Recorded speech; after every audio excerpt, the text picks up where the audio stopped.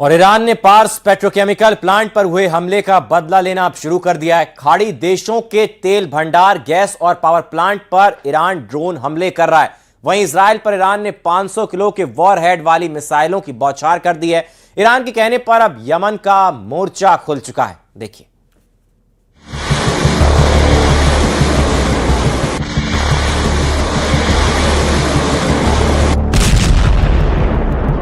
Israel ने Iran के सबसे बड़े पेट्रोकेमिकल प्लांट पर हमला करके उसे राख कर दिया है। ईरान अरबों डॉलर के नुकसान का बदला इस खौफनाक अंदाज में ले रहा है। अंधाधुंध ड्रोन मिसाइलों का तूफानी हमला। हाइफा में ईरान की मिसाइलों का तूफान। तेल अवीव में मुस्तबा के क्लस्टर बमों की तबाही। खाड़ी देशों में जनरल जुल्कदर के ड्रोन का तांडव। ट्रंप से भिड़ गए मुस्तबा की टीम के जॉइंट किलर। इजराइल के आसमान में आग ही आग है, धरती पर धमाके ही धमाके हैं। एक मिसाइल से 80 धमाके करके ईरान इजराइल को दहला रहा है। ये क्लस्टर बमों की मार है। हाइफा से तेल अवीव तक, वेस्ट बैंक से किरियात शमोना तक भयानक हमलों ने इजराइल के होश उड़ा दिए हैं। इजराइल के गुश्तान इलाके में हमले के बाद की तस्वीर बहुत ज्यादा खौफनाक है। ट्रंप की गाली गलौज और धमकी से भड़के ईरान ने जबरदस्त पलटवार शुरू कर दिया है। ईरान ने दुबई और शारजाह जैसे आलीशान शहरों को बमों से झुलसाना शुरू कर दिया है। यूएई के शहरों पर ईरान मिसाइलों और ड्रोन की बौछार शुरू कर चुका है। खाड़ी देशों की तरह ईरान ने इजराइल की पोर्ट सिटी हाइफा पर सबसे भयानक मिसाइल हमला किया है। ईरानी सेना के प्रवक्ता ने धमकी दी है कि ईरान के नागरिकों पर हमले का 2 गुनी ताकत से जवाब दिया जाएगा। ईरान एक के बदले 100 लाशें बिछाने को तैयार है। तेहरान पर बमबारी का बदला ईरान ने हाइफा में हाहाकार मचा कर लिया है, जहां रिहायशी इलाके में फटी मिसाइलों से जानो माल का भारी नुकसान हुआ। मगर एक इत्तेफाक से इजराइल का सबसे बड़ा नुकसान टल गया।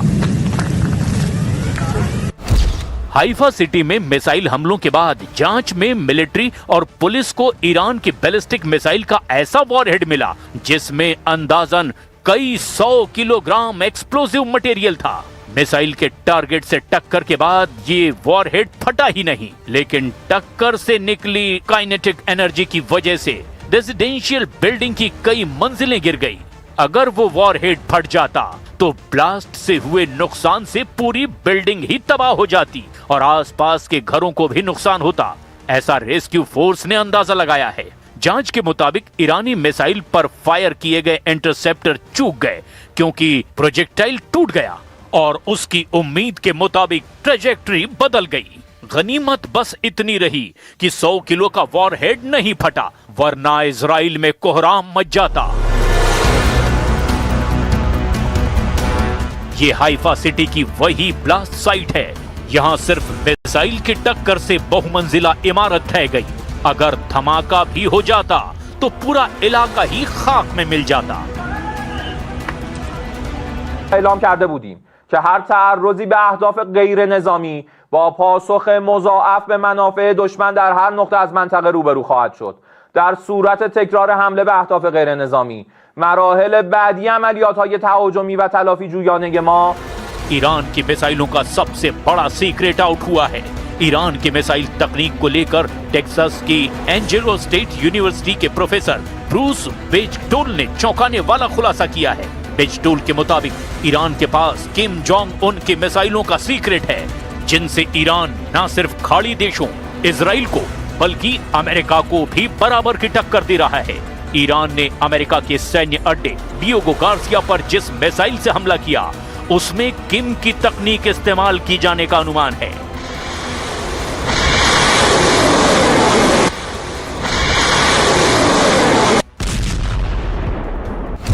एक्सपर्ट्स के मुताबिक वो ईरान की मिसाइल मुसुदान थी। मुसुदान मिसाइल को उत्तर कोरिया ने बनाया है। ईरान ने साल 2005 में ऐसी 19 मिसाइलें उत्तर कोरिया से खरीदी थीं। ईरान ने 1990 के दशक में उत्तर कोरिया से 9 डोंग मिसाइलें भी ली थी। इसके बाद ईरान ने अपने यहाँ इसकी तकनीक पर काम किया। इसी तकनीक से ईरान ने इमाद और कादर मिसाइल भी बनाई। रिपोर्ट के मुताबिक ईरान के पास 1000 किलोमीटर तक मार करने वाली शॉर्ट रेंज और 3000 किलोमीटर तक पहुंचने वाली मीडियम रेंज मिसाइल भी है। ईरान और उत्तर कोरिया की जिन मिसाइलों को हूबहू एक जैसा माना जाता है, उसमें 2 सबसे घातक मिसाइलें यही हैं। ईरान की कई बैलिस्टिक मिसाइलें उत्तर कोरिया की QIAM की तर्ज पर ही बनी हैं। वहीं ईरान की शाहब 3 मिसाइल उत्तर कोरिया की नो डोंग मिसाइल से मिलती है। ईरान ने इन्हीं हथियारों से खाड़ी देशों में अमेरिकी सैन्य ठिकानों को तबाह कर दिया। किम जोंग उन ट्रंप से कट्टर दुश्मनी निभाने के लिए कुख्यात हैं। अमेरिका से दुश्मनी की एक वजह किम का पुतिन का सबसे भरोसेमंद दोस्त होना भी है। रूस ने खाड़ी युद्ध में अपना स्टैंड क्लियर कर रखा है। पुतिन ईरान के साथ हैं। ट्रंप की नई धमकी के बाद क्रेमलिन ने बयान जारी कर गुस्से का इजहार भी कर दिया। इस वक्त इसराइल के शहर हाइफा में हूं और हाइफा में लगातार जो है अटैक्स हो रहे हैं। ईरान की तरफ से लगातार बैलिस्टिक मिसाइल से इस शहर को अटैक किया जा रहा है और साथ ही हिजबुल्लाह की तरफ से भी लगातार मिसाइल्स दागे जा रहे हैं। और यहाँ पे आप देख सकते हैं, ये जो स्पॉट आप देख रहे हैं, यहाँ पे बड़े पैमाने पे रेस्क्यू ऑपरेशन चल रहा है, क्योंकि ईरान की तरफ से दागे गए मिसाइल की वजह से यहाँ पे 6 मंजिला इमारत बिल्कुल ढह गई। रूस ने बता दिया है कि वो ईरान को सैन्य मदद पहुंचा रहा है। उत्तर कोरिया उसी खेमे में रहता है जहां पुतिन होते हैं।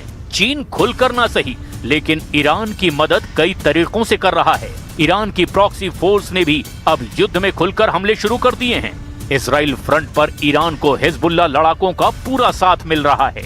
हिजबुल्लाह फाइटर इजराइल पर अंधाधुंध ड्रोन बमों की बौछार कर रहे हैं। ईरान समर्थित लड़ाका फोर्स के टारगेट पर इजरायली सेना के अड्डे हैं। हूथी लड़ाकों ने भी इजराइल को उलझाने के लिए हमले और तेज कर दिए हैं। यानी इजराइल और अमेरिका मिलकर के जितनी ताकत से ईरान पर हमले कर रहे हैं, उससे कहीं ज्यादा जोर ईरान ने इजराइल और खाड़ी मुल्कों में तबाही के लिए लगा रखा है। ईरान ने साफ कर दिया कि वो ट्रंप की किसी भी धमकी को सीरियस नहीं ले रहा। ईरान के टूरिज्म मिनिस्टर ने यहां तक कहा कि ट्रंप को गाली गलौज बहुत भारी पड़ने वाली है। Той агрессии, которая была развязана против Ирана. География этого конфликта расширилась, и сейчас мы все констатируем те последствия, которые... और बुलेटिन में फिलहाल के लिए बस इतना ही। आप बने रहिए न्यूज़ 18 के साथ।